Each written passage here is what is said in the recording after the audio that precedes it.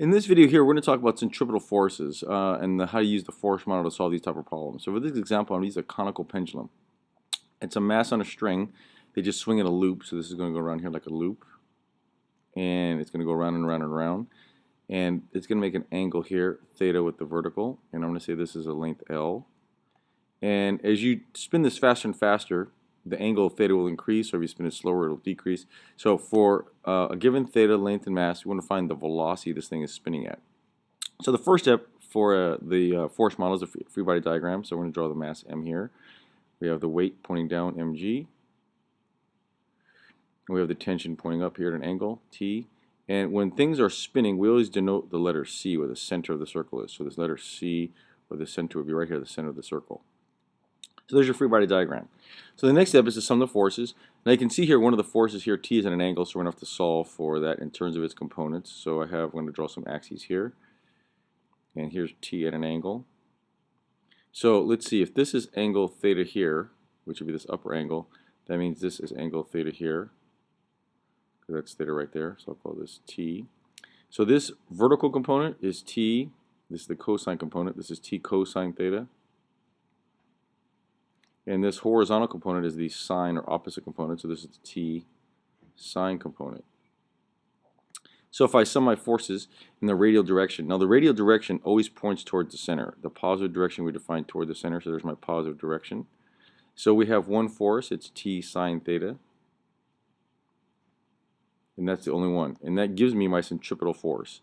My mass times my centripetal acceleration, which is mv squared over r. So it's accelerating, not in the sense that the speed's accelerating, but the direction of the velocity is changing. So if either the magnitude or the direction of the velocity vector changes, so for instance right here, maybe the velocity vector may be pointing this way, and this direct may be pointing here as it spins around. The direction of the velocity vector changes. That's an acceleration. It's still a change in velocity. That's what it represents, really. On the y direction, that points up positive. We have t cosine theta minus mg, and vertically it's not accelerating, so that's 0. So there's your equations. So to solve for v, so now we have a math problem here. We have t sine theta